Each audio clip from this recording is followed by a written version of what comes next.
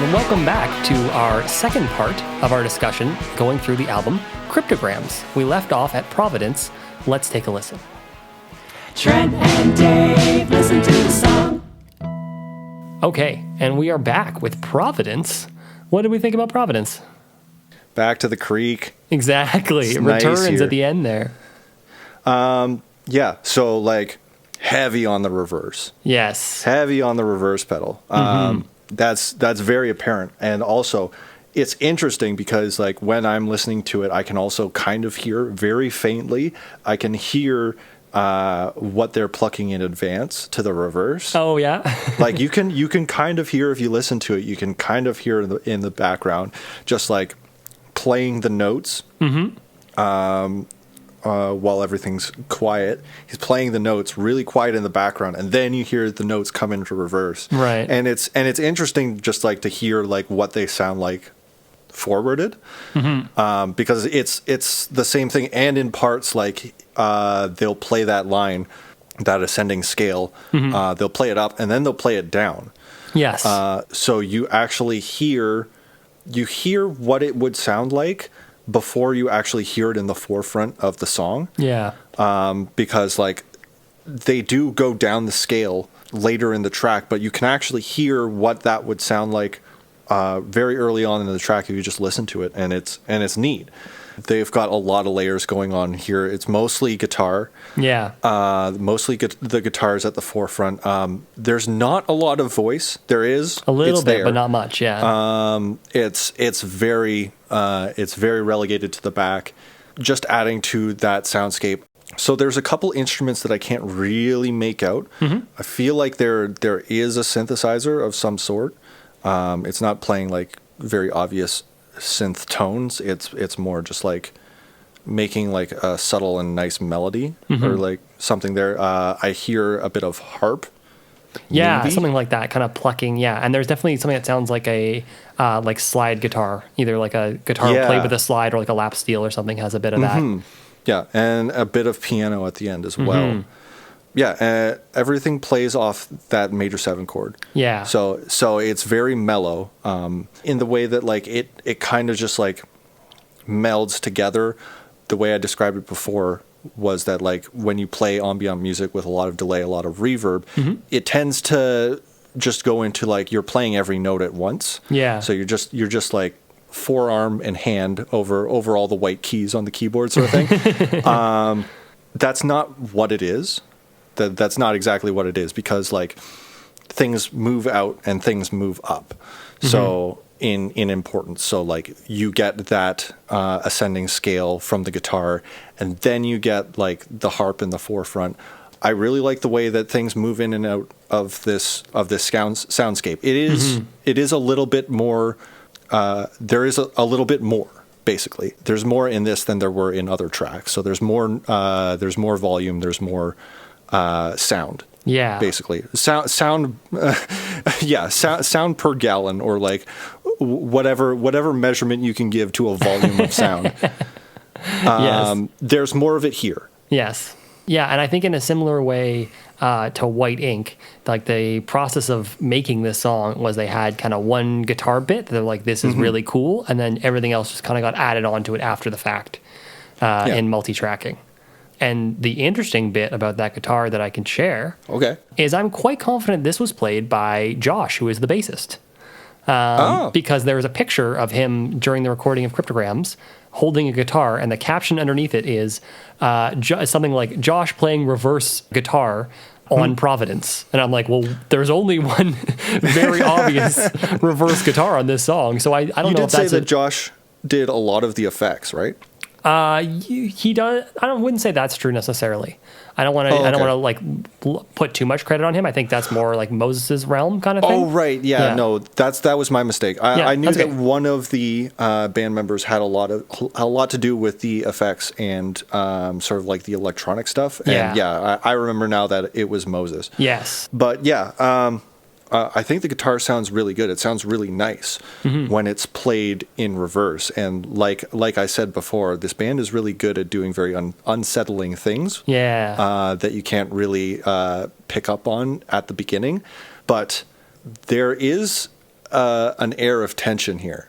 Yes, very good. That I like, just because at the very end you get back to the creek. Like they play that subtle creek sound effect, and then they play like a very high pitched wailing sound effect. I don't know what generates it or what makes it, but it essentially, the stream was a quiet, calm place, and the sound effect at the very end of the track essentially just sucks it away. Yeah, it very much alters the feeling of being at that stream. Now you feel alone at that stream, I think. Mm-hmm. Which ties in nicely to what the song is about, or what it's meant to reflect. So apparently the inspiration behind this song was Bradford got into a fight with the other members of the band while they were on tour in Rhode Island, in Providence, Rhode Island. And so he decided, like, to cool off and create space for everyone, he just decided to go off on a walk. And he said it was like basically dusk, so the sun was, very much setting. And he felt like it was a very like solitary place that he went to, but he found it kind of like calming and relaxing in a way as well. So he wanted to try and take that feeling of, I guess, feeling like a little bit unsettled, but also like in your own space where you can process that kind of thing. So I have kind of imagined it's him like walking through the city, and I imagine like that reverse guitar almost to me feels like if you have a conversation with someone one time and it like things stick in your head and you like hear, like one sentence over and over again, or you have a thing where like, you're like, oh, I wish I had said this or whatever. And you keep going like, oh man, how good would it have been if I had said this thing? And so 2020. To me, it's like that looping in your head. And then, I don't know exactly where he went or anything, but to me at the end, it feels like he like either finds a spot to like just rest and look out at the water, or sit down on a bench or something. But then he just kind of finds a place just to like rest and kind of like work out that, like, the energy has been worked out in the process of him walking around, and now he's just kind of sitting with it.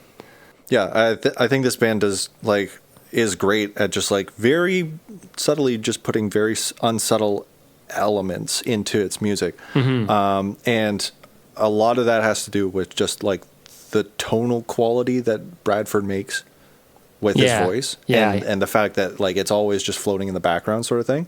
And he's just screaming. I'll say it again, just because like the tonal quality is so strange, and it's nothing that I've really heard before. And it's really neat, just because like it feels like there's so much effort being put into that. And it doesn't even like really impact the soundscape at all. It's just very subtly in the back. It's very quiet, but it's almost just like you can feel that punch from 500 miles away. Actually, while we're talking about the vocals, I want to share something. Bradford actually really dislikes the sound of the vocals on this album, which is very funny in his like retrospective.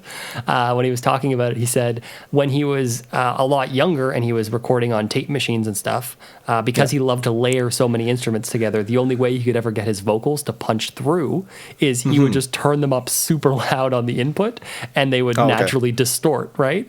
And so he would come in being like, hey, here's my demo recording, and everyone's like, oh cool, the vocals are like all distorted and stuff, we'll just do that again. And I think he has said in response to this now later, he says that he really dislikes it, and he feels like it almost takes away from it. He wishes they were more clean. He feels like it kind of blends together with a lot of other like alternative rock, indie rock stuff that was happening in the 2000s.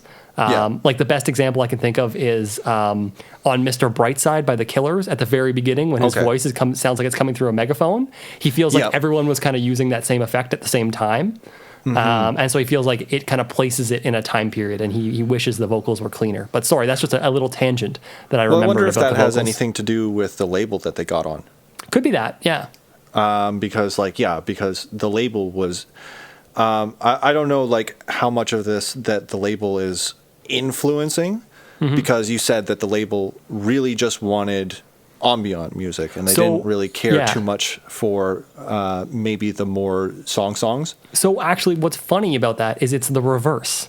I read an interview with one of the label co-founders, and in part of the interview, they were talking about, what made you interested in this band or whatever, and they mentioned Deerhunter, and they're like, what made you want to sign Deerhunter? And they said, initially, they saw them at live shows, and they're like, hey, this band's cool, we'll keep them on our radar, we'll keep tabs on them. When they recorded the first half of Cryptograms, they weren't sure what to do with it. They were like, yeah, it's good, but you have those ambient passages, and then you do have some songs in there, and I guess they weren't sure what to do with it, how it fit. Like what kind of band is this, I guess, is where they were at. And then ironically, because like you said, they were into more experimental stuff, they really liked the second half of the album when they followed it up months later, and then they said, okay, yeah, we're going to put this out. So I think that's partially why Bradford's like, I'm kind of surprised that Cranky wanted to work with us. Like, I'm honored. I think they're great, but I guess I'm a little confused in what they see in us, but like, if they're into what we're doing, we're into what they're doing. So, it fits. But yeah, anyways, I thought that was really interesting, is that, they really only liked it until they got to the second half. Well, why don't we move closer to the second half? Let's do that. Let's take one step further into octet. Trent and Dave, listen to the song. All right. Yeah, and like talk about sort of like being able to like perform with the pedal, how it slowly fades out at the back. Yeah. I like this song a lot. It's good, eh? I think this is really interesting. One, because I've had jams like these. I feel like it's spontaneous. I feel like, or at least that's what it gives me the impression, that this is sort of like a jam that was kind of made on the spot. Right. Just because, like I've had jams like these. I've had sort of like it's set up on like a foundation. So there's a sound effect at the beginning, and this sort of like builds the foundation, and then the bass comes in and he starts like building like an actual rhythm on it. And like you get that easy to follow rhythm, like what key you're in.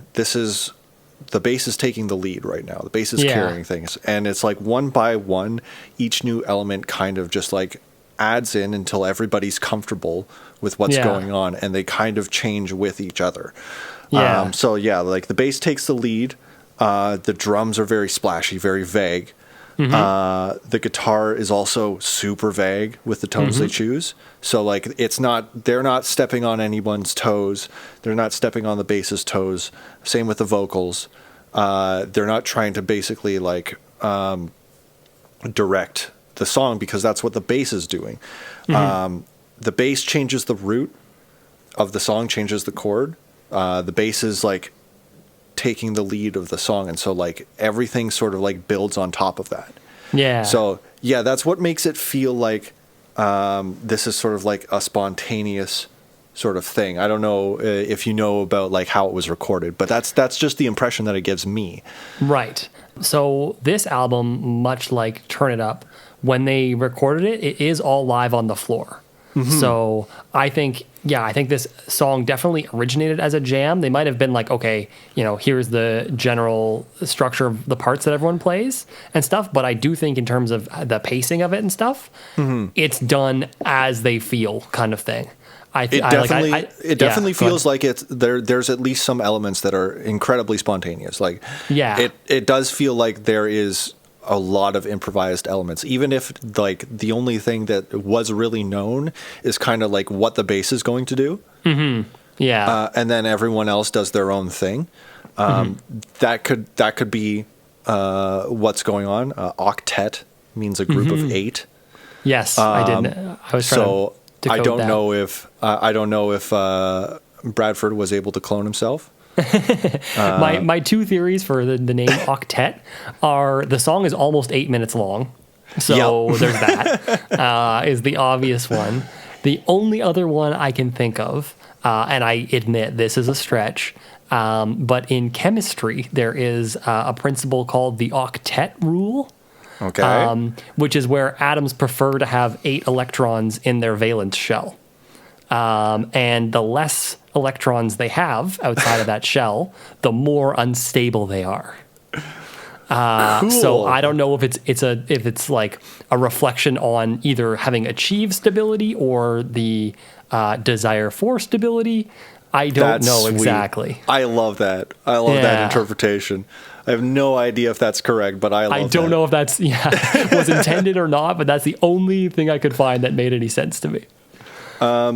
What makes sense to me, actually, is if I were to interpret what the name means, I think it has something to do with comes later in the song. I think at the very end, wind chimes come in. Yeah, so it's a set of like musically tuned bells. Right. Again, I have photo evidence of this one, so I found it. It's literally Bradford playing what kind of looks like a xylophone on the ground with a microphone over it, and they just recorded that. And then I think Moses did some like sampling and stuff to make it like backwards and kind of filtered and stuff. So how many bells are in the wind chimes?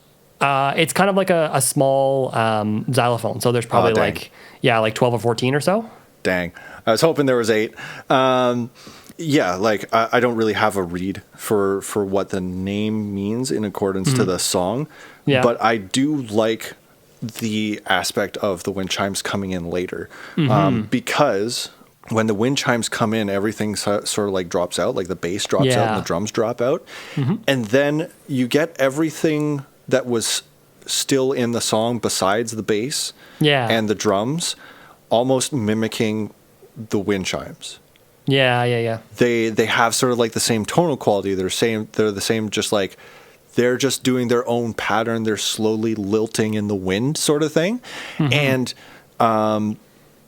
it's great. I love it. I think it's neat. Sort of like how you introduce the wind chimes and suddenly all the instruments gain that sort of character. Yeah. It's really cool. It's really neat. And I just like the jam. Like I like how it builds up. I like how like everything seems to sort of get into a groove, and then the bass changes the root tone, and every instrument sort of just like gets into it. Yeah. And I wrote down, I love the patience of it. They roll everything out so slowly. Like the first time the bass changes to that other note, and to create the chord change is like 2.5 minutes in before it even changes to a different chord. The vocals don't start until 3.5 minutes in. And then Moses first hits a snare at around 4:30 as well. So they are really drawing out that intro, but you don't get sick of it. Like it all just very organically builds together.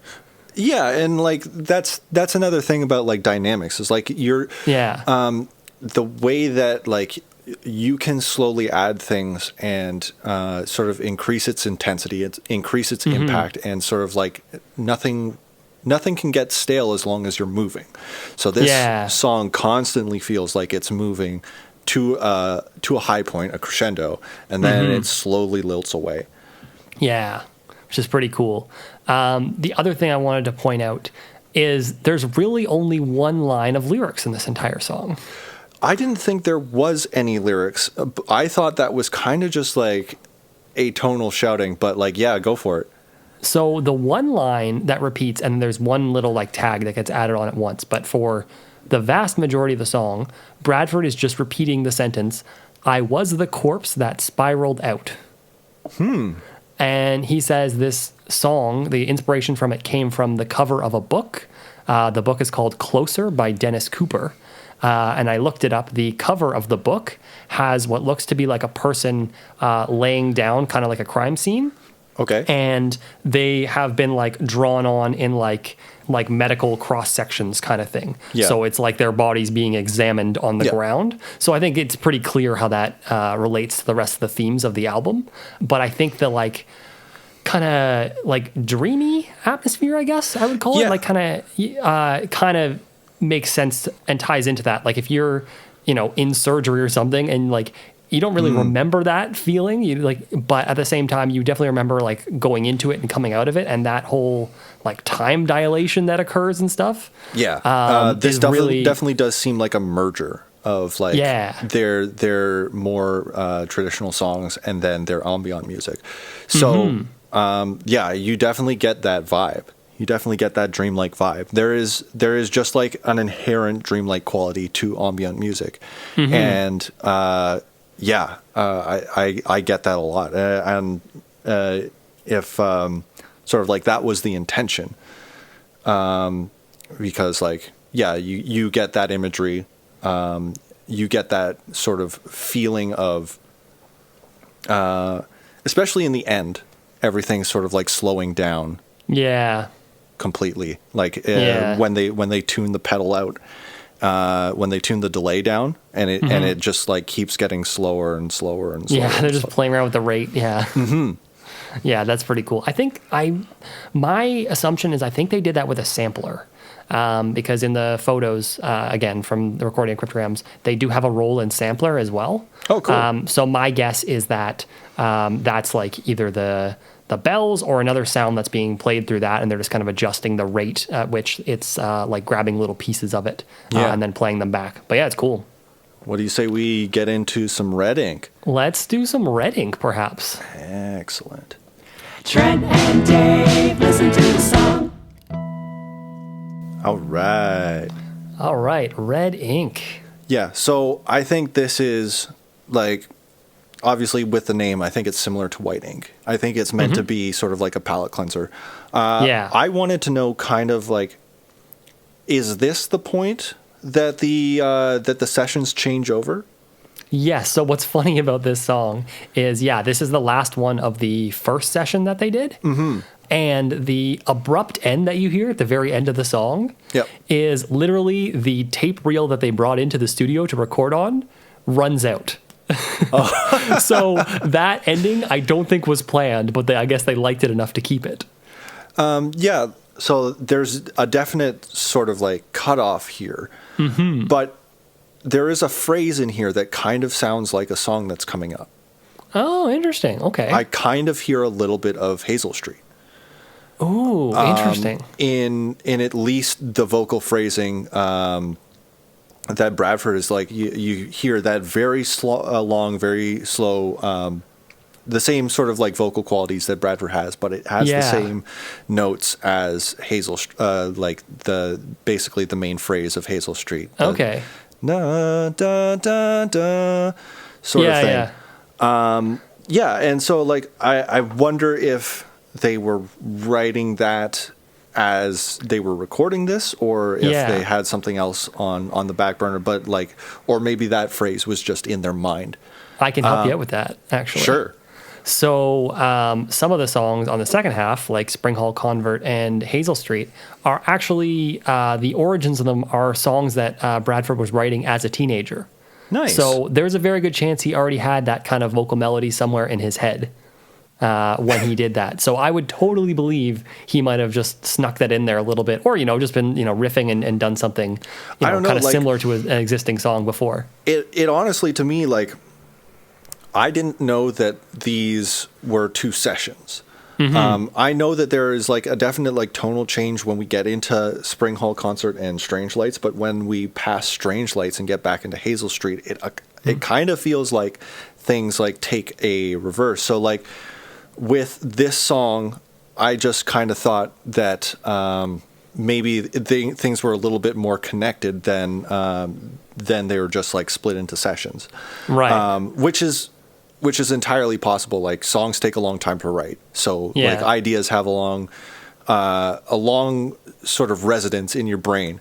So definitely they can bleed over. And I haven't really talked about the song Red Ink too much. This is very ambient, very very spatial, and sort of like this one is very difficult to find out where the tones originate. So I can help you with that if you want. Yeah, I'll just say a couple things. Like it starts as a bleed over from octet. So like you get the chimes, the xylophone carries over, but then those stop, and then it kind of just feels like a pulsing wave of a synthesizer going in and out, or like some kind of tone generator. I'm not sure what it is, but it doesn't really seem analog. and then that just like pulses in and out very slowly. Yes. And there's a bit of vocal additions, and there's a bit of other sort of like noise additions, but everything like besides that tone generator, like it's making a lot of noise across a lot of different notes. Yes. So it's a little bit hard to make out, and this is more of an ambient track where you kind of just have to sit back and just like let it wash over you, sort of thing. Yeah, so what they're doing is, you were very close. It is an accordion that's being played incredibly slowly. And then I think they added some reverb and delay and stuff on there. But that's what that big, like, mass of chord tone is. That's kind of slow. You said pulsating, which is the exact right word. Nice. For how it creates sound. So yeah, that's what's going on. And then I think they're just adding little pieces to that as well. Same kind of thing as the other instrumental pieces on here, where it's, there's one main element, and then everyone else is just kind of like adding little bits around it. Yeah. As well, I think it's supposed to be kind of like opaque in a way. Yeah. It's where it just, go ahead. Yeah. Yeah. Like that is definitely what I was trying to describe when I'm saying like it's really hard to decipher where the sounds come from. Mm-hmm. So yeah. What do you mean when you say opaque? So opaque in that it's kind of, because the accordion is creating so much sound, it becomes difficult to make out all the individual pieces. It kind of does feel like a big, like a wave, a big wash, a big wall of noise all together. Yeah. And I think the reason for that is this is like a kind of Bradford and Moses collaboration team up here. And apparently their goal was to create an atmosphere where the listener is dreaming they are dead and experience death in a way that feels like reality. So I think you're supposed to be like in a dream state, thinking that you're dead and just kind of like floating out there. And so I think that kind of makes sense. It's just kind of like like a big wall around you. Yeah, you like take the inner tube down the river Styx sort of thing. I think so. I think that's what you're doing. Yeah, you're just a wild water kingdom, except it's just like going slowly down. I like that. Exactly. Yeah, that seems relaxing. That seems like a nice way to shuffle off the mortal coil. I mean, yeah, if there's a lazy river in there, I'm in. Take me to the lazy river. Exactly. That's intense. That's really intense. It's very Deerhunter. Yeah, and like this is what I say about like ambient music, where it's kind of like a Rorschach test, where like that's probably not a conclusion that I would have come to unless somebody like explicitly told me what's going on. Yeah, like I definitely get the waves. I definitely get like that pulsing thing. I get like lying face down, just like lying on your back in an ocean, just like in a large body of water, just letting sort of like the waves carry you, and you're not doing much except floating. Like I get that from that sound, but the other aspect is a little bit more difficult for me to grasp just from the music. Sure. Yeah, I would agree with that. I wouldn't have picked out that meaning either. It's just, they're just trying to, like we talked about a lot of things where, ambient is creating a space, and this is that space. It's just supposed to be this kind of void around you. Yeah, so what do you think of it so far? Like the ambient tracks right now in this album so far, I would say like the more traditional songs have been Cryptograms, Lake Somerset, and to an extent Octet. A little bit, yeah. Octet is kind of an ambient track in itself. So without Octet, that means that a little over 8 minutes of album space is used for sort of like soundscapes, like soundscape. How do you feel about ambient music as like a greater whole of an album? I like it. I don't know if I like it for every band and every situation. In this situation, I really like it. like I said, like we were talking about, I like it as a palate cleanser. I like it as a transition between songs. And to me, like, I just imagine this first half as like one set by a band, and I would be like, that was a really awesome set. They had like 3 bangers of songs, and then they just did space around that, and I was entertained the entire time. I was engaged the whole time. It doesn't let go of you at any point. Right. That's the thing about this too, is like, for the most part, like, I'd say that the big breaks are probably just around Lake Somerset. Yeah, like, I would agree. I think that's probably the just break. like the first 3 songs. It goes intro, Cryptograms, White Ink are just like back to back. Takes a break for Lake Somerset, and then goes Providence Octet, Red Ink, as sort of like another trilogy. And it's very long, and it's very drawn out, and it sort of like gives you that ability to, I guess, examine the music in both like the ambient space and also like in the song itself. So like you have an opportunity to listen to cryptograms, and then you have an opportunity to sort of like process cryptograms. Yeah, I really like that. I like the space that it creates to think about what you just heard and provide counterpoint to what you just heard. Like we talked about before, dynamics, having, things of different volume, different type, different length, whatever, that then, create that interest, create that contrast. Yeah. I feel like that's what's going on here. Yeah, like songs are tools. Like you can use them. You can use like Red Ink. You can use that as like a bridge, or as a transition, or like a way to process octet, and also a way to transition into the next song. Like there is a break here, and sort of like that gives you closure for like the last 3 songs. Yeah, and I really like the idea of ambient music as like, I like ambient music in general, like just listening to it by itself, but I also really like it as a tool to just like enhance your good songs. Yeah, I think that's a great way of saying it. Yeah, you're taking something good, something that, by itself is already a complete product, and then you're just adding a little plus to it. You're giving it a bit more context, you're giving it a bit more like space to breathe. And I think it's really cool. All right. Why don't we go to the Spring Hall concert? Yeah, Spring Hall Convert. Speaking of things I think are cool. Oh, did I spell that wrong? Oh, okay. I got that wrong in my notes. Spring Hall Convert. That's okay, no worries. Spring Hall Convert, which is chosen for a reason. We'll get into it. Trent and Dave, listen to the song. Okay. Spring Hall Convert. Spring Hall Convert, yeah. Start of a new chapter for Deerhunter. So, yeah, this is a completely different song format than what was going on, at least in Cryptograms. Like, and what I'll describe it as is like this Spring Hall concert, and the next few songs as well. I think Strange Lights, Hazel Street, and Heatherwood. No, we're not at Halcyon Digest yet. Oh, we're not there yet.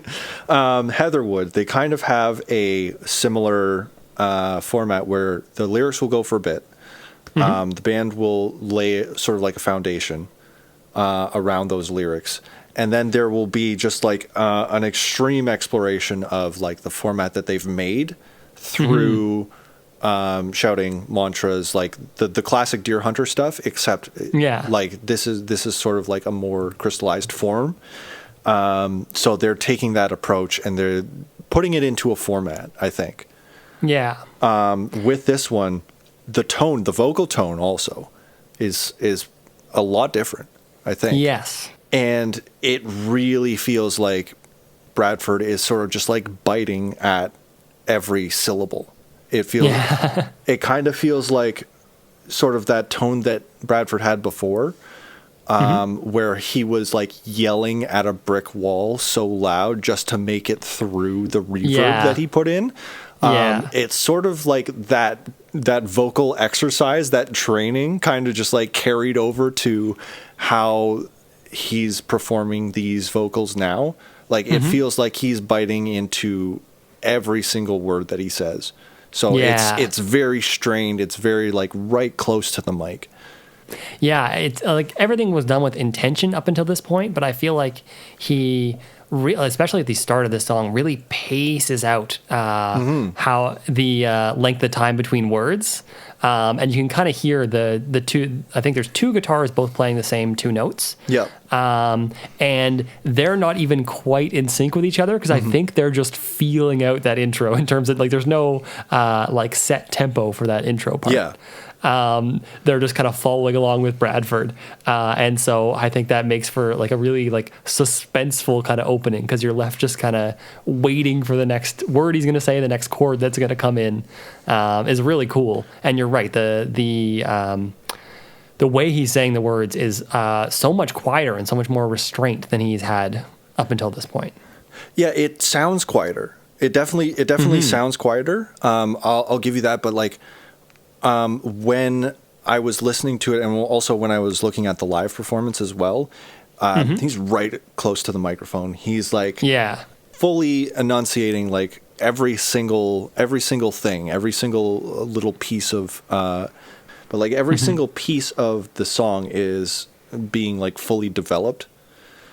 Every single like piece of that vocal tone, like he's like really getting into sort of just like making a very clear and clean performance. So it sounds soft, but I feel like he's putting once again like tons of volume into it, and the mic's just really soft. Right. Like when he says like, "So I woke up in a radio freeze."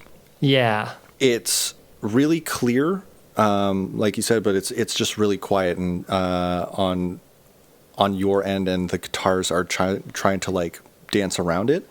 I just like the performance. I think it was very interesting. It just had a very interesting tonal quality that I kind of enjoyed. Yeah. I really like it. Yeah, the guitars are kind of like plunky, and I can explain kind of why that is. I have a pet theory about this song that I can't prove. Okay. But this is now Trent's interpretation. But there are two very common types of reverb used on guitars. One of them is called spring reverb, which comes from the guitar amp having a spring, a big long spring in the back of it that the sound is fed through, and it shakes around and it adds this like fake room sound. Yep. But it's very like bright and sharp. And then there's also a very common type of reverb is hall reverb, which is a lot wider and washier kind of thing. The decay time on that is very long. Okay. I have a feeling one of the guitars is using spring reverb and one of the guitars is using hall reverb. Yeah. I know that's not why the song was named that, because there's a specific reason the song was named this. But I think they did that on purpose to also like find another level, layer of meaning in the song. A little bit of multi-level narrative going on in there. Just I thought you'd appreciate that. Yeah. No, it's cool. Like I think that like you can use pedals. I think you can use effects, sound effects, as another string of that sort of like layered narrative that you can make with music. So yeah, if you've got two different sound effects counterposed to each other, and they're making that sort of narrative that Bradford can sort of just sit on top of. Yeah, and I like also too that there's basically like two different chord progressions in this song, and it just kind of in the middle switches. Yeah. And it actually switches on the same chord. The last chord of the one progression is the first chord in the second progression. Yeah. Which is kind of funny. It stays on that G chord for a little bit. Yeah. Also, the first time I get to actually name the chords, because now I can do that. Now they're at a basic enough level where I can talk about it. And the outro, or like the second chord progression, I really like. I think that it's really cool because it is very close to a super basic 1-4-5 progression, except they stick one chord in the middle that absolutely does not belong, and it makes it, it gives it so much more depth and gives you so much more like anticipation and build for that last chord. Yeah, it's sort of like a walk-up, right? It's exactly a walk-up. Yeah, they're sort of just like walking up the chords. And it's literally a chromatic walk up from C sharp to D. And I really like that last section where they're just jamming on that riff for about like 2 minutes. Yeah, and like you get sort of like all the pieces of sort of this new style of performance, I guess. It's not so much delayed. It's not so much there's still that stuff there, but like they're using different effects. They're using different ways to make it better. Yeah. Yeah, everything's just a lot like clearer, which I think is cool. And the other thing I wanted to say is I can tell you a little bit about the story of what this song is about and where the name comes from. Nice. So Bradford has a story about during one of the times he was in high school, feeling like he was kind of tripping a little bit on one of the medications he was given. And the medication that he talks about, I've found different interpretations or uses for it, so I'm not entirely sure why he was prescribed this. But in some cases, it's a painkiller, and in some cases, it's cough medicine. Oh. So either way, too much of that is going to mess you up quite a bit. Yep. And so he talks about, in the springtime, wandering through the halls of his high school, and because he had spent a lot of time outside of school for to be in the hospital for surgeries and recovery and stuff. Yeah. Like every time he came back, it was like, yes, I'm finally back here with my friends. I'm finally getting to feel like a normal teenager again, and I don't have to go through all these experiences. So he was obviously really happy to be there.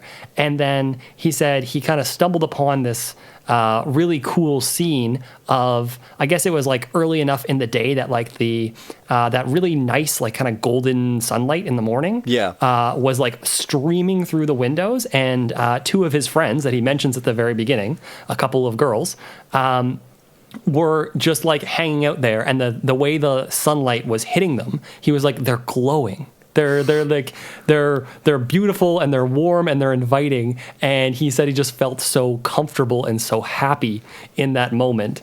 And so that's where I think like the beginning is like a little bit off kilter, where he's just kind of like messed up. And then we hit on that second progression where he's like, I'm home, I'm happy. Yeah. And I think it's a bizarre origin story for a song. But I think it's really cool. Yeah, no, like that progression that you were talking about has that tonal quality where it's positive, and it's like it's moving forward sort of thing. So like, I think when it happens in the evening, it's called the golden hour. I don't know what it's called in the morning. Yeah, I'm not sure either. But yeah, I think the reason he chooses the word convert in there is that it's almost like this like religious experience that he's having while just like being high on painkillers or cough medicine. That's not a bad trip. The sun, the sun rising and giving everyone a little bit of a halo. Yeah. Yeah. And I think again, his emotions were playing into that, where he's just like, I'm back, and all my friends are here. This rules. Yeah. Wow. So yeah, it's really cool. I really like that song. Yeah, no, I'm down with this song. I'm down with the new format as well.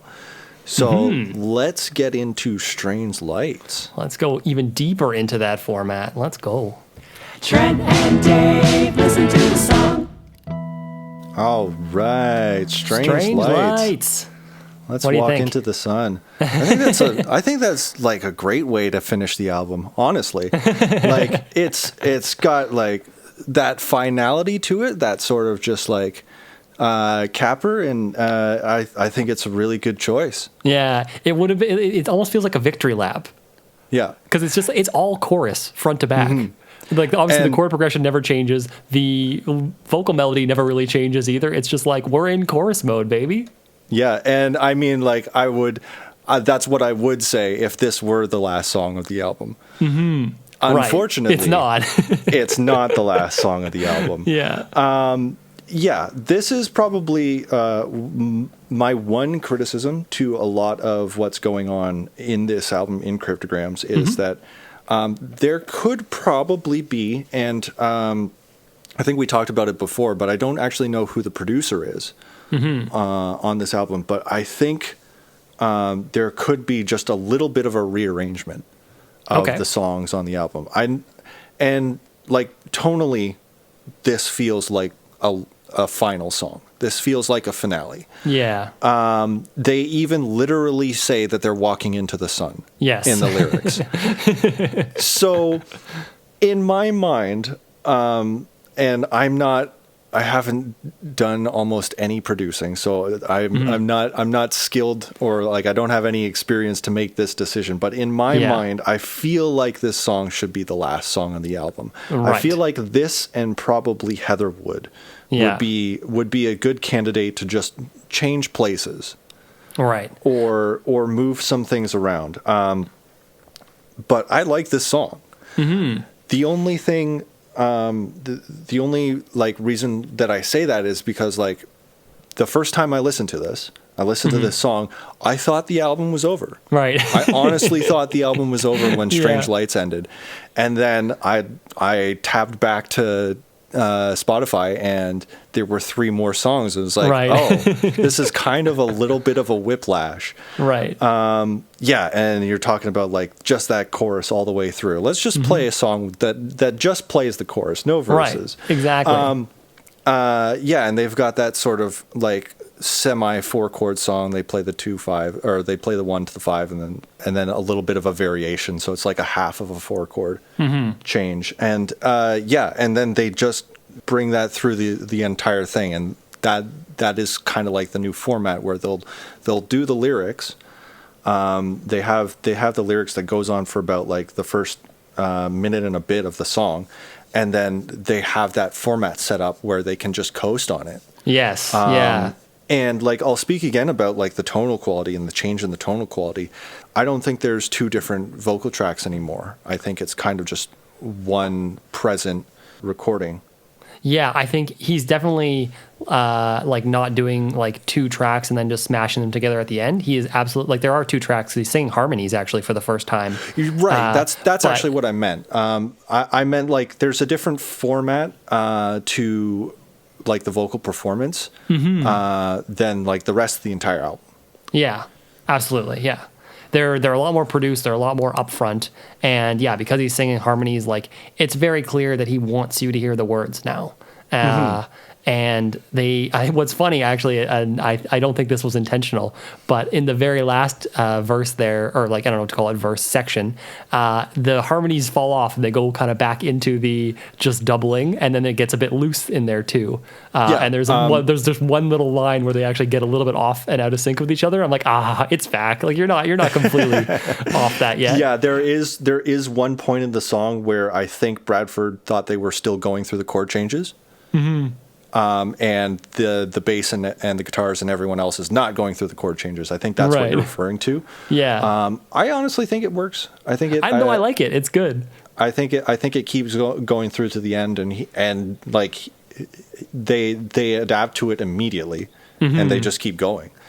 And yeah, like this is a very like pleasant song, which is once again I think. Maybe the lyrics are still like a little bit unsettling. Yeah. But they're much more positive. It's just like, like all of this shit happened. But at least I'm with a friend. Yeah, exactly. And I can give you a bit more context on where the lyrics come from. So this song is actually the only song on the album where the credit for the music is given only to one person. Every other track on this album, music credit is shared for the entire band, and then it says lyrics by Bradford Cox. This song, the music is entirely credited to Lockett, and then lyrics by Bradford. So I think the reason for that is this song comes from a dream that Lockett had where he, Bradford, and another friend were out in space, and they simply marched towards and into the sun.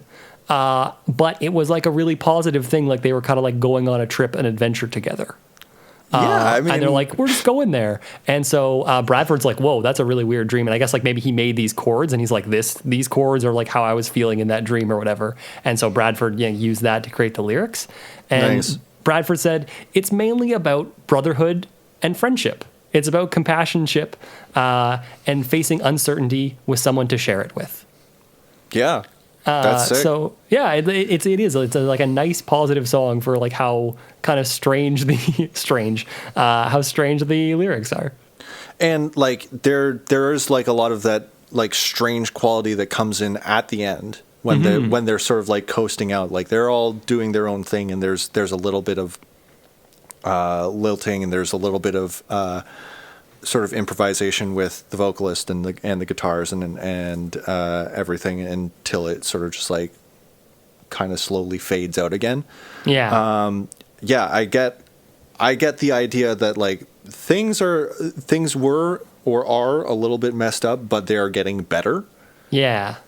And that's another reason why I think this song should definitely just have been last on the album. Right. It's a nice like storybook ending. Yeah. Because and it's like a positive ending. It's like things are getting better. It's like that's a good way to end the album. But it's also how they ended their live concert. Yes, which is another thing that makes me think they might have just like seen this and just been like, yeah, that's a good capper. Yeah, that probably should have been the end. And that's why I think like there's a lot of work that you can do to make solid narratives within songs, and there's also a lot that you can do to make like a constant flow through your album. So like your album tells a story as much as each individual song does. Yeah, I wonder if this was just recorded in the order that they I wonder if this was sequenced in just the same order that they recorded it. Is my thought. Yeah, and I think that's also like a lot of the reason why like I think there might have been space to sort of like take songs from the first section and maybe mix them in with songs from the second section. The only problem is that a lot of those songs from the first section bleed over. Yes. Like entirely. Yeah. So it's really difficult to pick apart like 6 of those songs. Except for Lake Somerset. Like that's the only like standalone song that I can really think of. Self-contained thing, yeah. So I think that there's a lot of things that you can do within albums to make like a cohesive narrative that goes from the beginning to the end. And sequencing is a big part of that. Yeah. So I guess we'll march slowly into the actual end of the album. Yes. But first, we'll take a ride on Hazel Street. Okay, let's go. Trent and Dave, listen to the song. All right. Hazel Street. Hazel Street. What do we think? No, I liked it. I liked it a lot. It's really good. So like it's interesting because like that interesting like little jam in the beginning, and then the rhythm change that goes that they sort of like pick up the tempo. I love that little tempo snap right when the words kick in. Yeah. And like it's a cool little build up, and yeah, that format is back where like they say a lot of, they have like their verses, like they have their verse, and then they have like a long drawn out chorus. But this time, it's sort of like interspersed with like a couple of like jam sections. Yeah, so, like, and go ahead. Yeah. Yeah, so the vocals come in. It's very quick. Like he's going through the lyrics very quick at the beginning of the song, and it's over like a really nice standard change of chords. I don't know exactly what they are, but like those chords kind of just like ride out throughout the entire song. But yes, after the I guess the verses that they'll call them fade out, there's like a very like everything quiets down for a bit, and the band kind of just like mixes with each other for a bit, and it's pretty good. Yeah, they almost they take the same bass progression, which is really kind of like anchoring the song, and they move it down an octave, and then they just have like a little quieter kind of bridge instrumental section where they're trying out a few things, and then they kind of bring it back, like swell it back up again in time to like hit on the little like chorusy bit there again, where then he adds in a couple new lyrics at the end. And so it's like, I get what you're saying. It's kind of the same format where they're taking the same progression, they kind of build it up and they kind of let it ride out.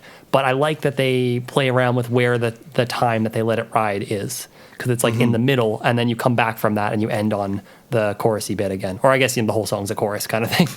But yeah, it's basically just like one verse and one chorus. Like for most of those songs, it might be an instrumental chorus, or most of it for this one, they go through the I was 16, I lived on Hazel Street. Yes. Protect me from the scene and guide me with your heat.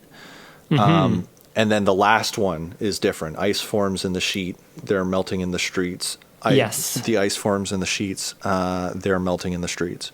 Yes. Yeah, and once again, like the vocal performance here, and like because I also like translates a little bit into the live performance as well.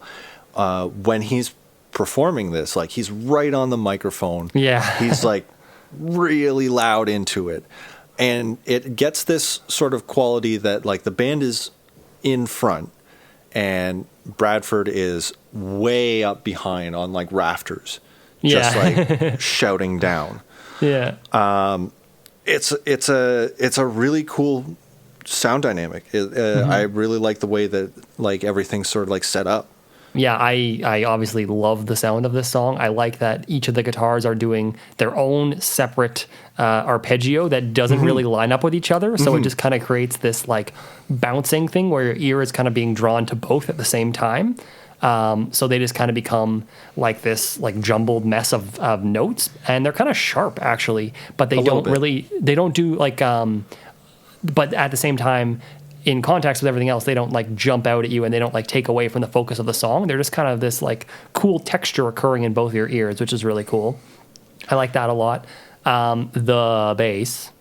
Yeah. No. So the breakdown was like, it's, I think they're doing like a lot more where they're just communicating with each other. Like the breakdown was like sort of like a communication between the bass and the guitars, and they kind of followed the same line a bit. Yeah. I just love that basically it is a really, really drawn out version of my favorite chord progression of all time, which is just the 1/4.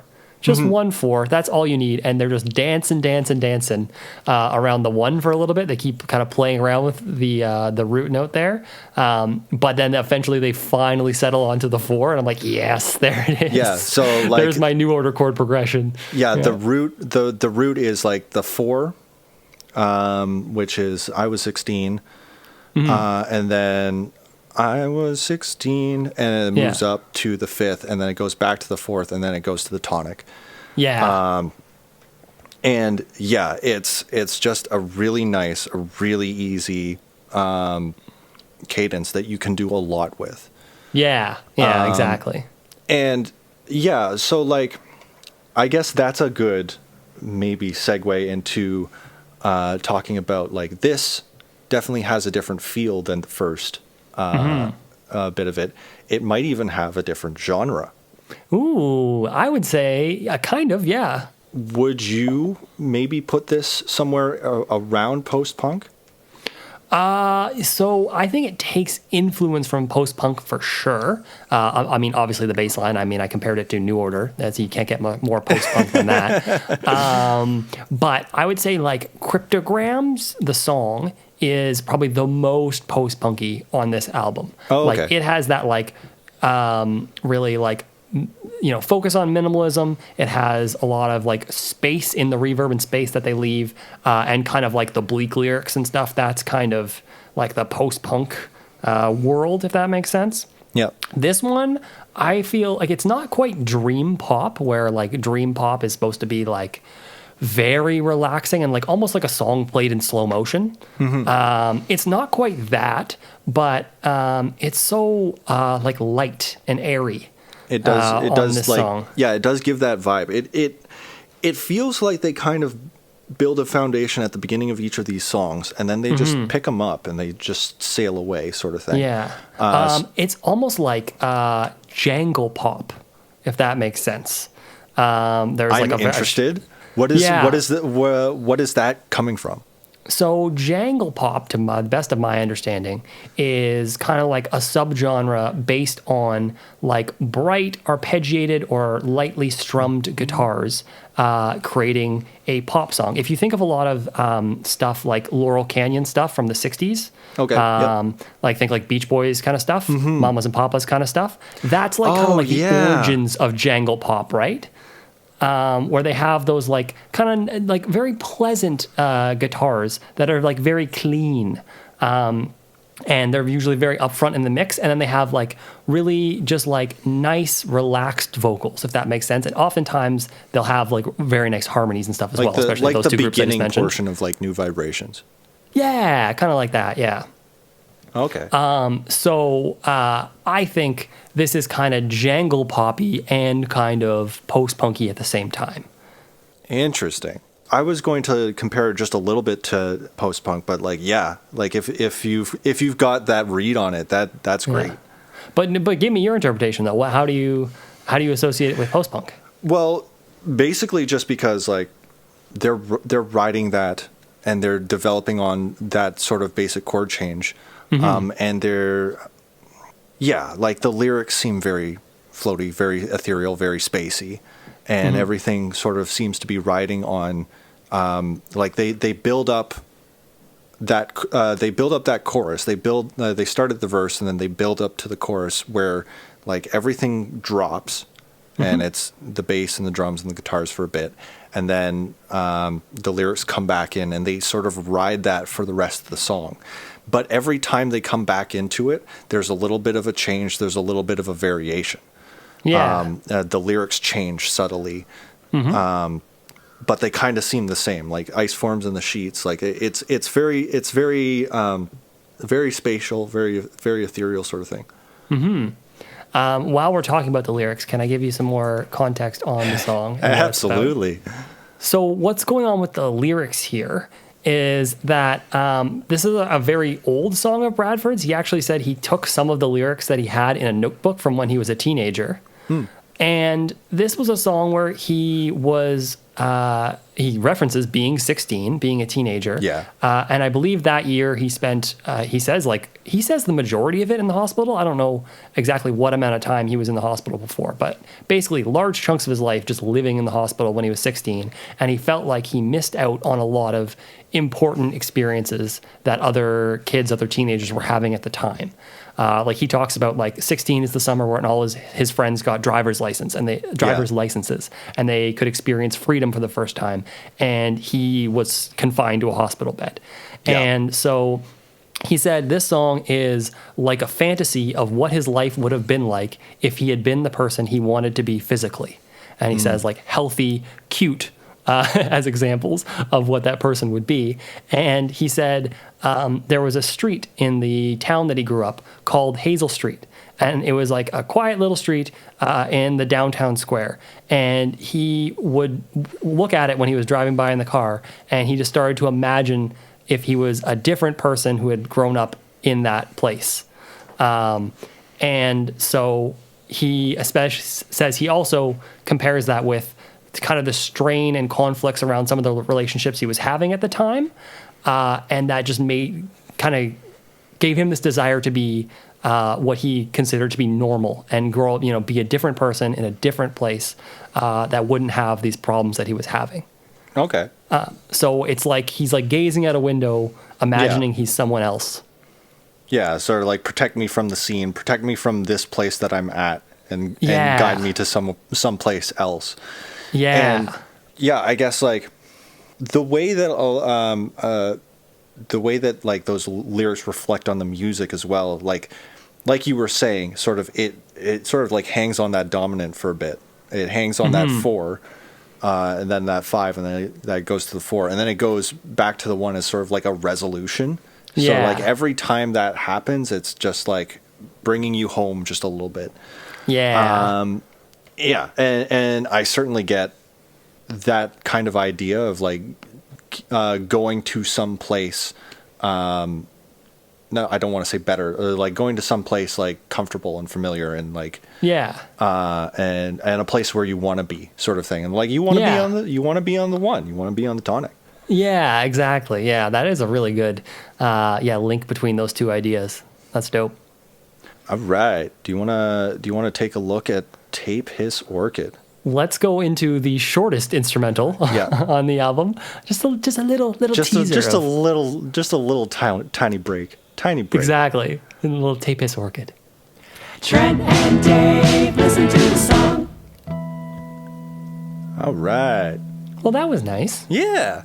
And like this one feels to me especially just because like how it starts and how it ends, it kind of feels to like they were running this sort of like this sort of just like soundscape. They were running it like it goes far longer than just the 2 minutes, but they just decided to cut a 2-minute portion of this longer ambient soundscape because you never really hear the origin of any of the tones. No. Yeah. You kind of like come in the middle of it. You come in the middle of it. It's very soft. It's all major it's major tones. They all blend together and they kind of just like wash into that. They kind of go up and down a little bit. And then there's a stab of like more noise. They just like increase the volume of the noise. And then you get a couple of clips, which is interesting because I find it interesting, like that you can use that sort of like as a part of the music. Because like that's generally not something that you want to have in your music, right? You don't aim for that usually, yeah. You can do a lot of things to make it so that the clips aren't like right in your ear, and that's what they do here. They sort of just like sand it down and mellow it. It almost feels like, I don't know, if like aluminum wrap or something that's sort of like clicking. When you even so much as like touch it. Yeah. When you even so much as like touch it a little bit, so they add a little bit more tone to it, and then it crackles and it clicks a little bit. Yeah, it's like a mechanical little pops, yeah. I think this is exactly the kind of thing that you want as sort of like an interlude ambient piece. Yeah, it's almost like a more traditional interlude. Like a lot of times in other albums and stuff, if someone has an interlude on an album, it's usually quite short, which this is. Yeah, it's like a traditional interlude. Yeah, this is probably like because they were doing this so much in their previous session. I think they're just something that they do more often, and they're getting better at it, or like not necessarily better, because I like the stuff on the previous session. It's just like they're getting a more solid idea of what they want to do with it. Yeah. So once again, I do like the idea of like at least having a beginning and an end, but this one doesn't. No, so this one's a little bit strange, but I still like it as an interlude. I still like it as like sort of just like a break. You got three actual songs in a row, which is a change of pace, to say the least. Yeah, for sure. It's like a more traditional, album structure of song, like it's 3 in a row, which they haven't done up until this point, or at least not on this album. Like right before it was Providence, Octet, and Red Ink, which are all essentially lyricless jams or ambient songs, and then right after it is Spring Hall Convert, Strange Lights, and Hazel Street, which are much more into the lyrics, much more into like the traditional chord changes and song structures. So this is just a once again like another palate cleanser, so to speak. Yeah, I would agree, and I think because the way that Hazel Street ends and the way that Heatherwood begins, I do think it would have been a little bit sharp. Like there's a definite change in texture when we get to Heatherwood, which we'll talk about. So I think this is kind of necessary to help bridge that gap a little bit. You want to jump into it? Yeah, I do. Let's bridge that gap over to Heatherwood. Good idea. Trent and Dave, listen to the song. First of all, I see what you did there with the good idea before that transition. I forgot there's that little bit of Bradford in there. Thought I'd sneak that in. That was good. Yeah, I'm a big fan of any kind of like pre-tape. Just put a little bit of humanity into it, sort of thing. I love that stuff. Yeah. So there's a bunch of stuff that is like going into it from the very beginning. Like what was the song on Turn It Up that had all of the instruments that was playing on it? It had a flute, a recorder. Oh, Young Lair? Young Lair, yeah. So like it seems like they decided to have at least one of those kind of songs on each of the albums. This one is a lot more organized. Yes. Even though like there's a lot of things that do clash. Like I'm not sure if it's a guitar or a keyboard. The sound is very flat, so it's hard to distinguish.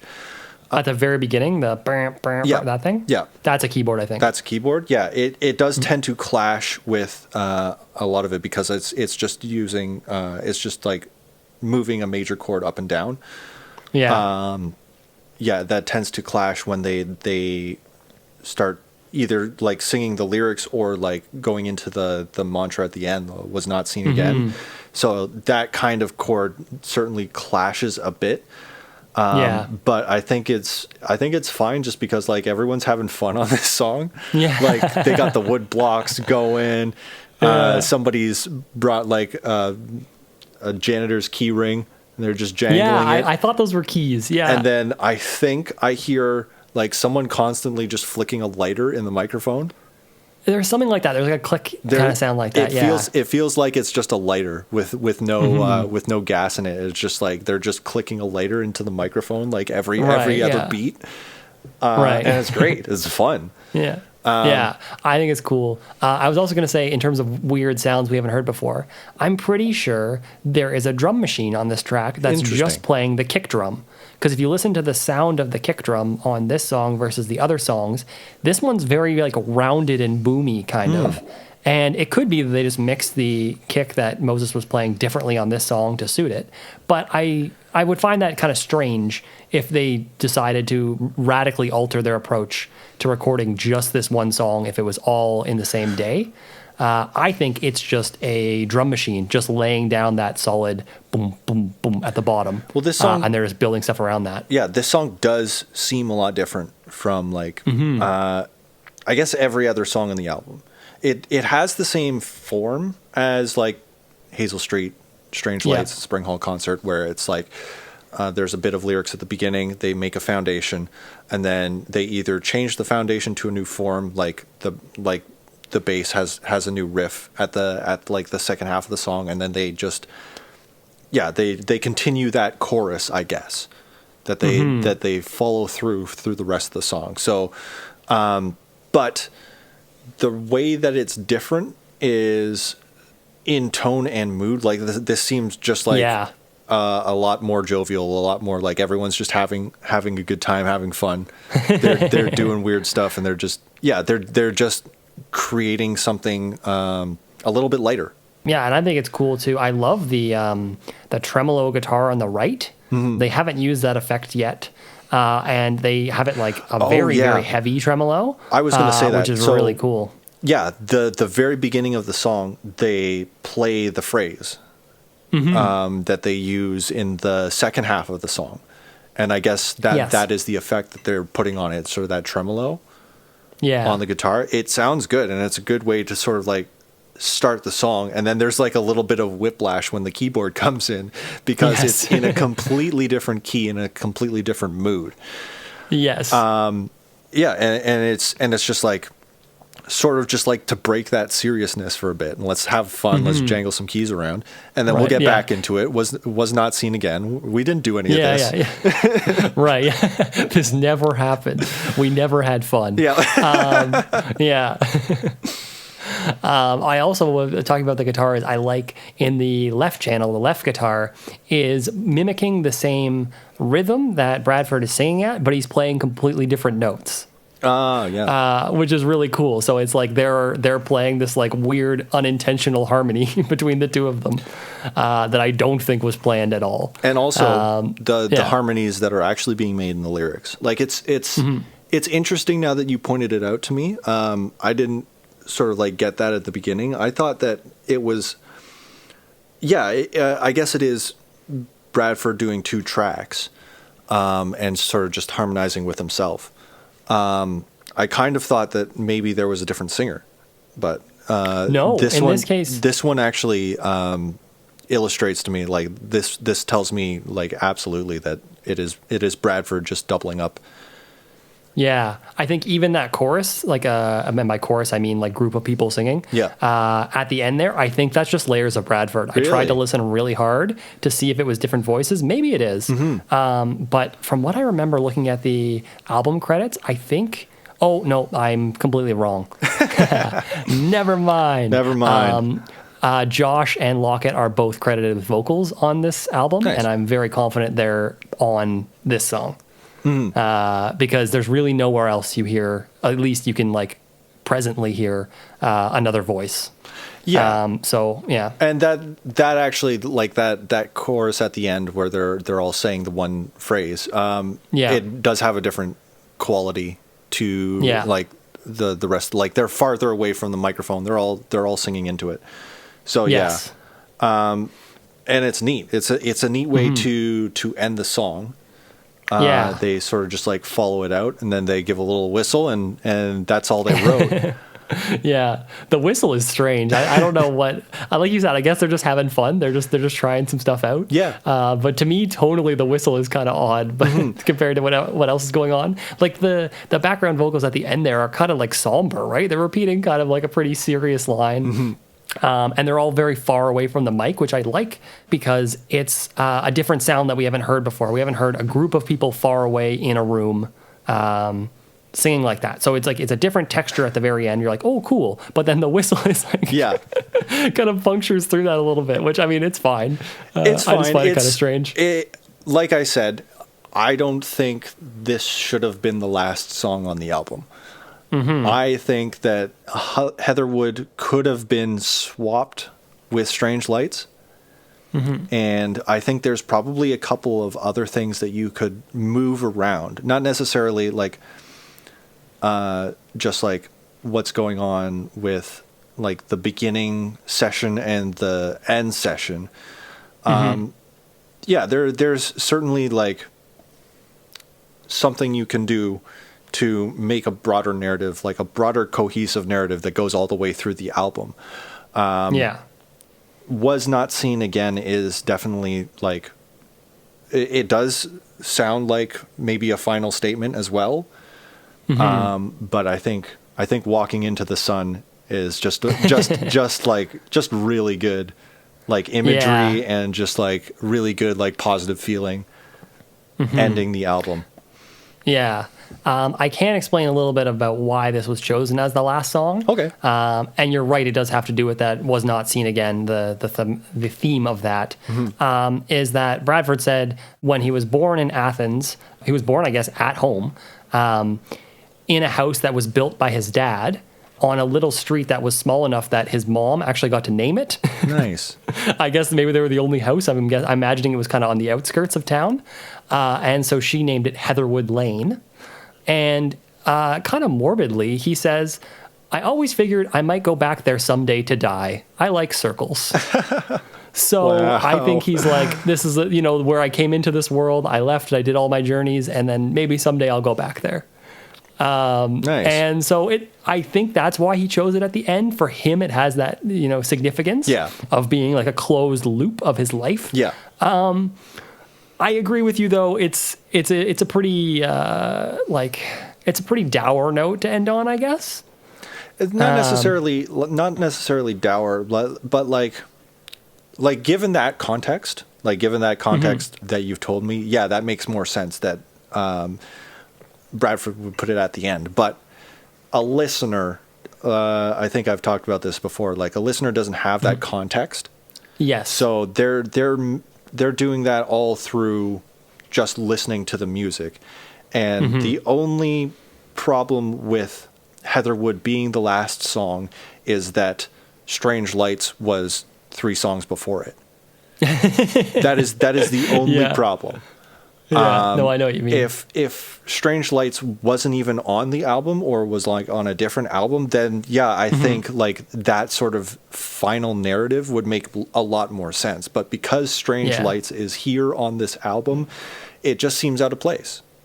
Yeah, I feel like Deerhunter does that a lot, where they have songs where they're like, look, there's a ton of hidden meaning in this, but we're not going to make it obvious. And then when you go and read interviews, you're like, oh, obviously, now I get it. I see what you're talking about. But you're right. To the first-time listener, to someone who's, just hearing it passively, they're not necessarily going to pick up on all these things. And maybe, as a summation, as we go into our final thoughts on the album, maybe that is the idea. Maybe that is the intention. maybe that there is a lot of things out of place and a lot of loose ends and a lot of like strange things that don't really make sense, as sort of an invitation for you to solve them. Yeah, I think that's right. So like there's a bunch of new formats, a bunch of new ideas taking place, and like song by song, it punches so much harder than Turn It Up. And also like it's bringing in ideas of like bridging songs, interluding songs. There's introductions. There's different forms of ambient tracks. Like Octet is like just like sprung out of nothing. Like I like how that song was like built out of nothing from the ground up, sort of thing. Yeah. And so like, yeah, and the lyrics are all cryptic and vague, and they've always been, like, at least for the 2 albums that I've listened to so far. But this one has like the first album sort of had that just like, no, these are like menacing and a little bit more in your face, a little bit more aggressive. But the lyrics here they all have some sort of deeper meaning. They all have some sort of puzzle that if you wanted to, you could go into. And I don't even know if like we've completely like uncovered every single facet to these. Like I'm sure there's like much more that you could dive into about like the creation of these songs and like how they were made and that kind of thing. So like as far as like albums go, like I think that this one also does its job very well. I would agree. It presents you with a lot of, like we talked about with the album art, it gives you lots of different things all kind of colliding together. And what you pick out of that is what you see is your own interpretation of it. And I think that's really cool. I think this is a really interesting album to like listen to actively, like you said, and see where that takes you, see what kind of images it brings up in your head, what kind of like themes and stuff float around. I think it's flexible in the way that they've put it together. It's cool. It seems like there is less of a upfront clear purpose, but there is more hidden meaning, and so yes. I think that they're structurally they could have moved maybe some of the songs around, but other than that, like I really dug a lot of this. I thought that most of like the songs, Cryptograms is just a solid song, just a really good song. So like, I thoroughly enjoyed listening to this. I'm glad you did, and I'm glad. I know you said going back, you ended up, having some, affection, some kind of enjoyment out of Turn It Up. But I'm glad I've been kind of charmed by like the scrappy little album that started out. Like I know that like that's not necessarily what they want to acknowledge or like what they want to see as a part of their work. But like it's all through here. It's all through Cryptograms. Like you can draw a line to just about everything that they've done in Turn It Up here. Yeah. And sort of like how they've expanded on those ideas and how they've just made them better. Exactly. You can see clearly in which ways they've improved on those same ideas, and then some of the new tools that they've added. Right. It's very cool. So then, speaking of things that you liked and didn't like.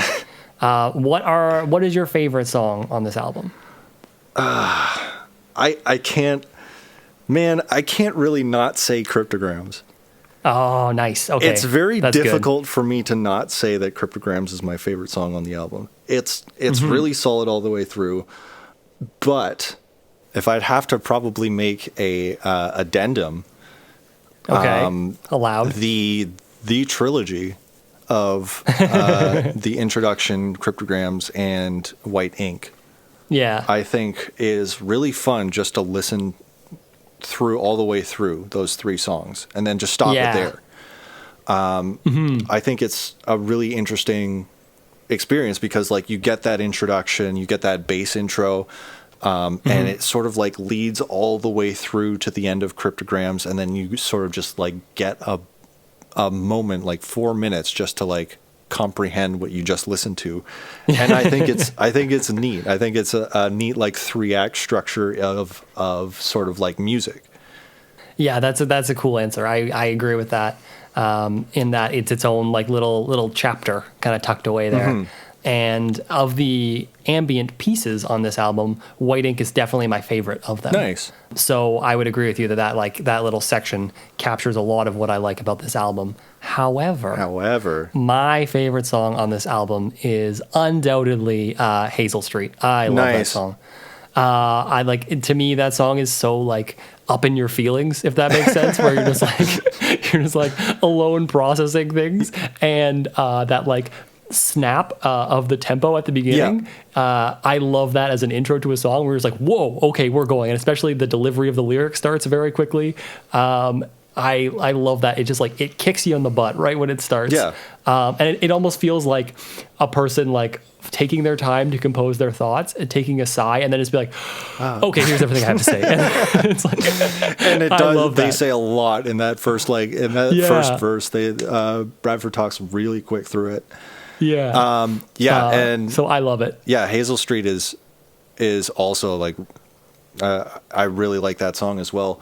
I would say that my runner-up probably would have been Octet, just because I think. Okay, nice. I think it's just really interesting, like how they did that, and how they made that. Just because, like, we're talking about favorite ambient tracks.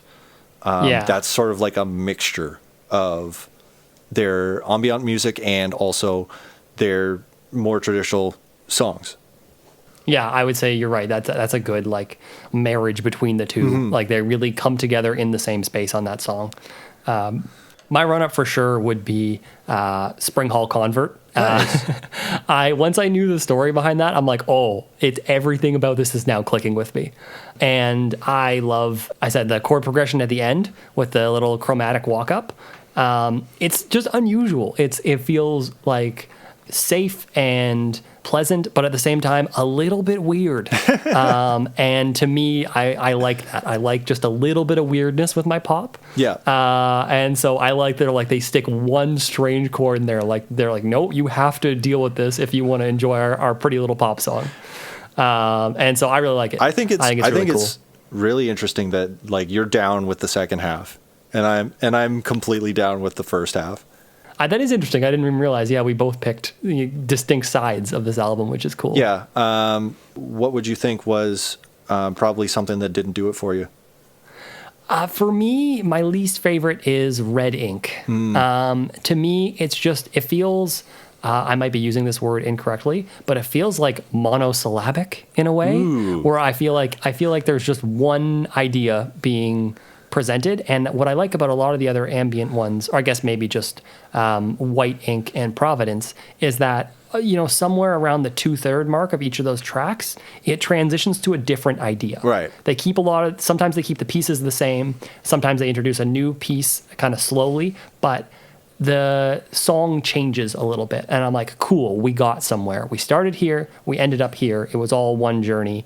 I like that. That's cool. To me, Red Ink feels like we're stuck in the same place. And I know that's by design. I know that's what they're trying to do. And I know that the song unintentionally got cut off. And so I don't know if they would plan to have another piece like they do in the other ones where it was supposed to end up somewhere else. But for me, as it's presented with the context that I have, it just kind of falls a bit flat for me. Right. Yeah, I would say. Yeah, what about you? I would say just because, I like most of the ambient tracks. I like all of the ambient tracks, actually.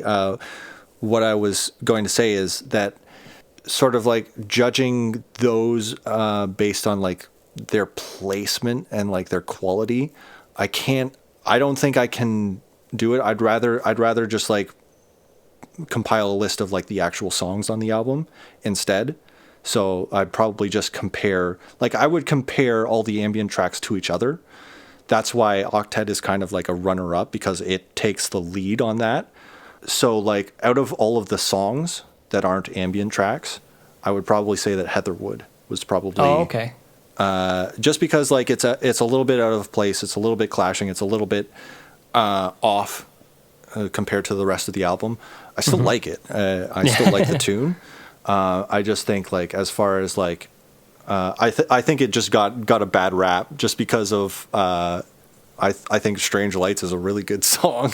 Right. And I think Heatherwood got a bad rap just because like it got put last on the album. It got picked last in Dodgeball. That's fair. As far as like ambient tracks go, I think Tape Hiss Orchid probably has little relation to like the tracks around it. Yeah. So like I don't think that really does like the best it could.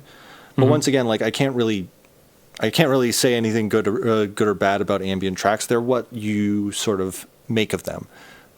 So if you like something, if you feel that something has like if it creates an emotional response from you because of where it is and like what it's doing, like it does some cool things. Like I like the way that it works with sort of like the tape clicks, and that kind of stuff. And it, but I kind of just don't like that. I don't know what created the sound. I don't know like where everything came from. It kind of just comes and goes. Yeah. And it's a small little interlude to the last song. It kind of feels like just like a break that they just put in. Yeah.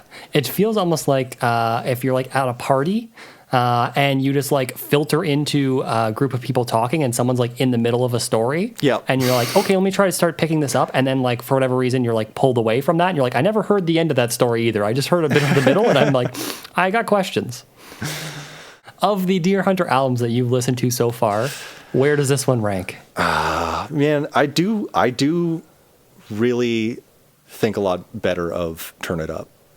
Mm-hmm. Wow. I do think a lot better of it. I can't necessarily put that album above Cryptograms, unfortunately. Okay. But I think that Turn It Up was like a real scrappy album. And and it was interesting and fun, and I liked I liked how weird and menacing and horrific it was. Right. And it's just like, this is a complete departure. So like comparing them on the same axis is kind of weird. Mm-hmm. But song for song, Cryptograms just hits. Right. It just hits. Yeah. So like it's hard for me to put Turn It Up above Cryptograms. Cool. Yeah. I mean, I think I'm pretty upfront with how I feel about it, but yeah, it pushes above Turn It Up for me easily.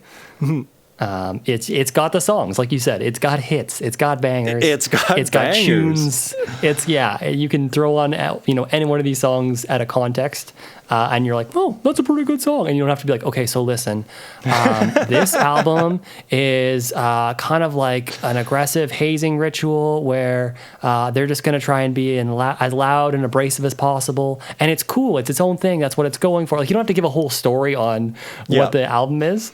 You can just kind of throw it on, and people are like, oh, I like this. This is good. Yeah. Yeah. All right. So as it goes over to like a live performance, you've shown me like the one video, I think it was like Holland, I believe, yes, that they were performing from. Holland in the fall of 2007. I say the fall because it's written as 10/11/2007, and I don't know if that's November or October, depending on how you arrange your dates. True. So I'm just going to say the fall of 2007. And I know you said that they were just like touring a bunch. Yes. They were just like going all over the place. Yes.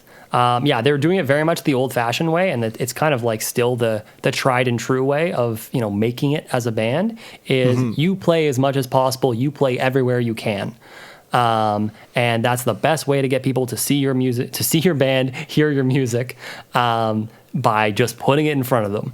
There's you can try and get people to listen to stuff online. You can try and find your way into blogs, but for the most part, if you're gonna like organically grow a fan base, you have to go out and play live. Yeah. So they find themselves in Holland in 2007. And man, does this video ever have one of the most rad video producers I've ever seen. He goes in on it.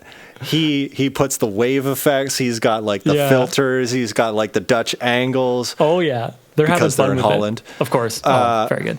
Yeah, and like it's not like the modern stuff. This is peak like 2003, 2005 video editing Oh, software. yeah. It is really bad, and I love it. I love it so much. Yeah, it's probably already a little bit out of date by the time that they're filming it. So yeah, even now it feels a lot more aged. But I find this one interesting because I think that a lot of that like rawness that we saw in the Turn It Up era with the costumes and with some of the stage antics is very much lacking from this performance. I don't think necessarily it's that they stopped doing this entirely.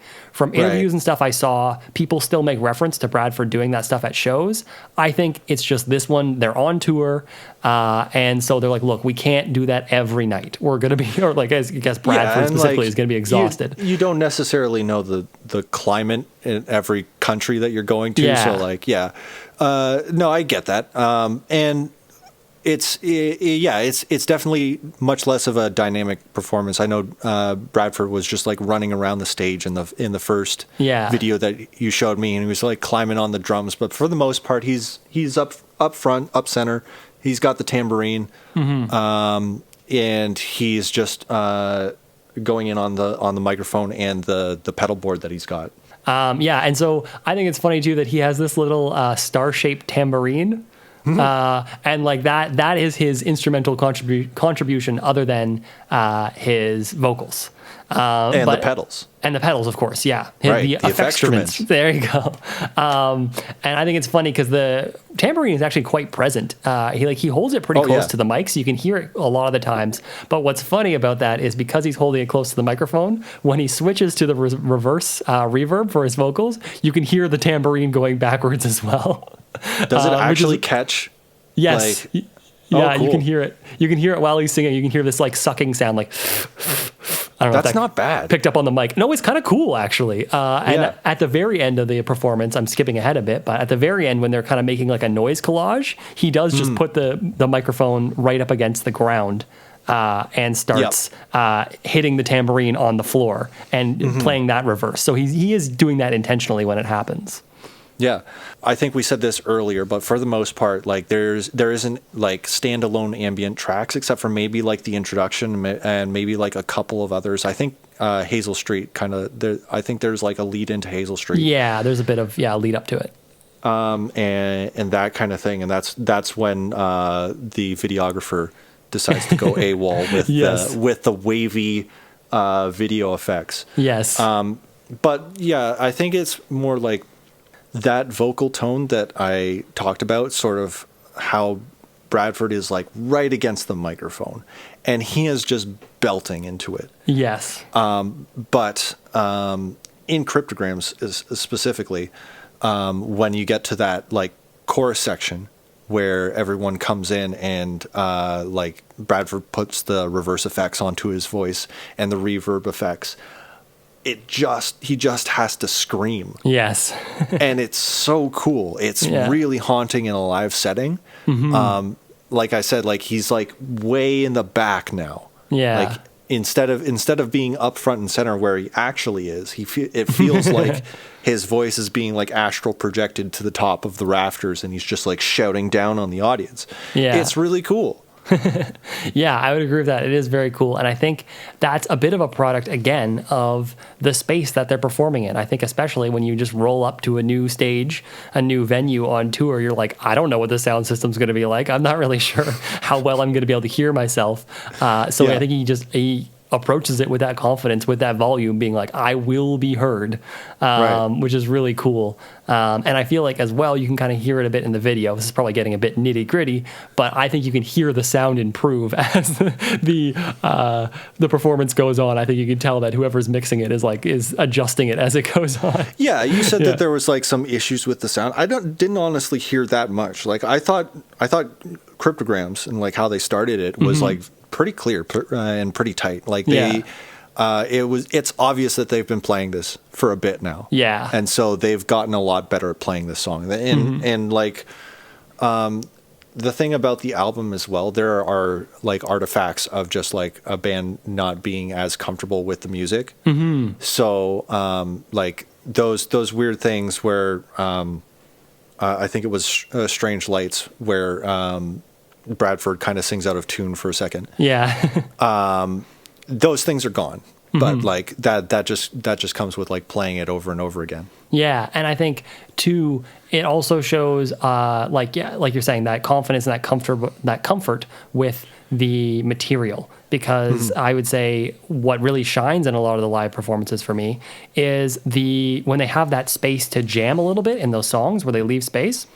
The jams are really good. I think they're better than some of the stuff on the album. I think I think go ahead. No, I think you're right about that. Absolutely. And I think, like Cryptograms, Hazel Street, Strange Lights, like the sections where they can sort of like get into it, are just like, I guess we're really well rehearsed, but also like they feed off each other. Yes. Yeah, I think they do a really good job of that. And actually, thank you for that transition.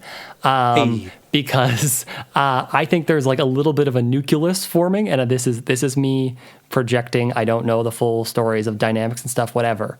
But I feel like when you watch it on stage, it feels like there's a little core, and I feel like Colin is just on the outside of it, and I feel really bad because I see like he does at one point play a guitar with his forehead. He does, which is cool, and I enjoy that. He does a lot more of like the rock star moves on stage. Yeah, and he's definitely like I would say, I guess, I thought it was the new band member because like I didn't really see faces to names, so I didn't know which one was which.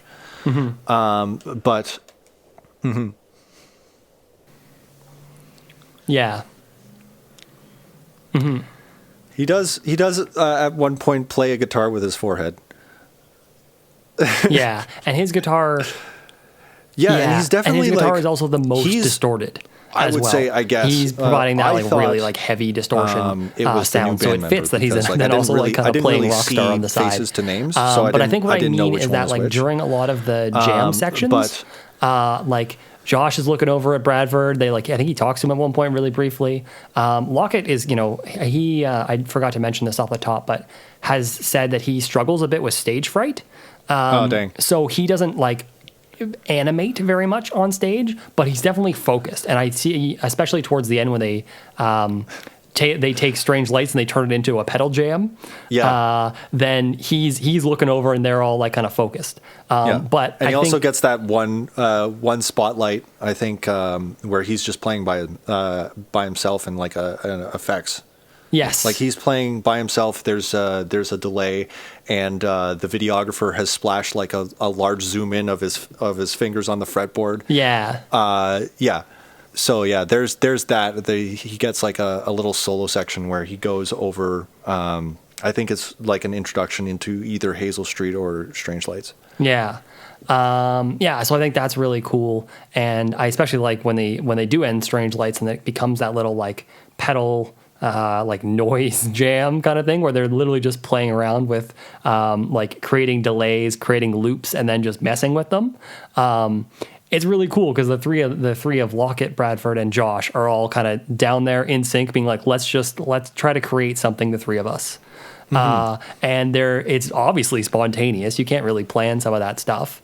Yeah. And I think they first of all, they come up with some really cool stuff. The weird like bass melody that keeps repeating at the end there is really good. First of all, I mean, it's very clear that I have a crush on Josh's bass playing, but I really like that section. Like he, again, anchors it in the way that he normally does. But as well, I think it's really cool. Like a lot of times when I watch bands, at least, like that's usually the guitar player's domain where they get to do all the fun like noise crescendos and stuff, and everyone else is just kind of like, okay, and they're just like hanging out. I like that everyone's in on it at that point.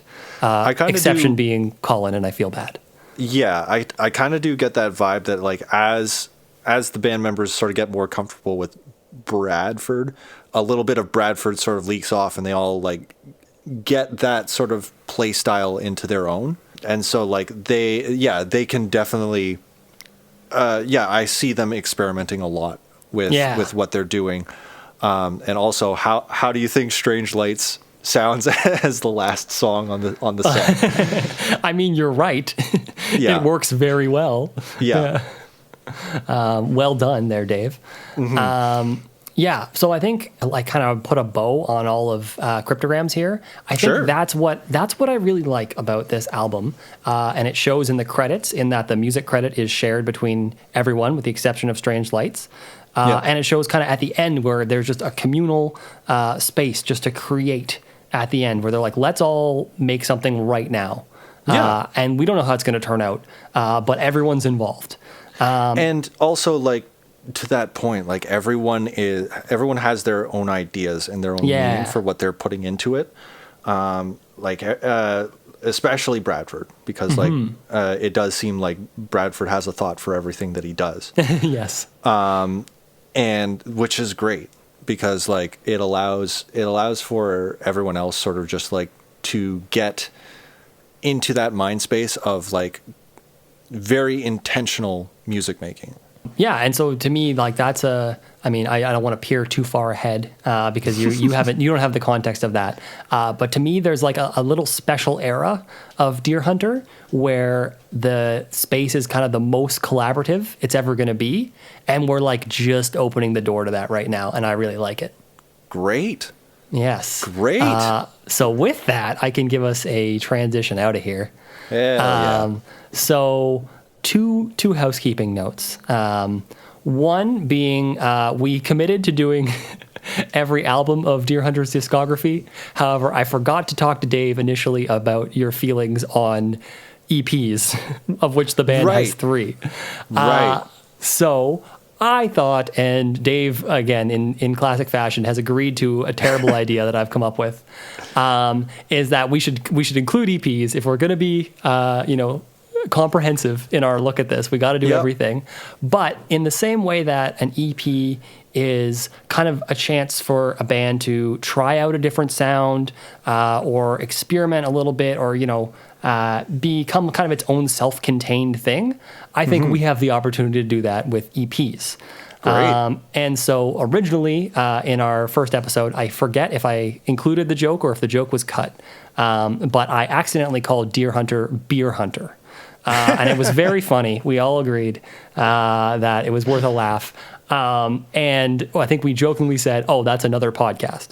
Yeah. What I'm proposing, and by proposing I mean Dave and I have already talked about this, Yeah. but for the EP episodes, we're gonna do a more loosely structured, kind of like fun little mini episode. If it's like a TV show, it's like the episode where they go to the beach, and it's like it's really Yep. not canon, but it's still the same characters. We're just gonna have a tasty little snack of right. the Fluorescent Gray EP. Oh, cool. So that's the next one up. Fluorescent That's Gray? the next one up. Yes. All right. So we're gonna have a listen to that. We're gonna kick back. We're gonna probably be a little bit less structured than this. Yeah. We'll have a plan, but Yeah. it's gonna be more of a loose kind of thing, and we're gonna see how it goes. Expect everyone, expect everything and just every little part of this just a little bit worse. Exactly. Exactly. Yeah, like no. this. Yeah. No, expect it to be better. Always expect it to be better. Right. Yeah. Always there- outdo yourself. That's right. And, always be challenging yourself. Always try new things. And so, yeah, that's what we're going to do. It's going to be fun. But I want to leave you with a little teaser for the next album, which is Microcastle. Right. And so there is an interview where Bradford was talking about Cryptograms after its release and before Microcastle came out. And someone asked him, "Wait, do you already know what you want to do for the next album?" And here is his answer. With Cryptograms, I was really into the idea of how ambience and atmospherics could take you to a place nostalgically and trigger memories. Now I want to try and do that using, I've been challenging myself to write really good hooks and write more pop. And people are going to take it that we're trying to become more accessible. So I guess they'll have a surprise after it comes out and it's full of weird shit. So that's the kind of pop direction. music, but full of weird shit. Yes. I'm down. That's where we're going next. So Excellent. we will see you for the Beer Hunter side episode of Fluorescent Gray EP. Yeah. And then we will resume our album discussion, our album walkthrough with Microcastle. But until then, have Until a wonderful then, day. have a good one.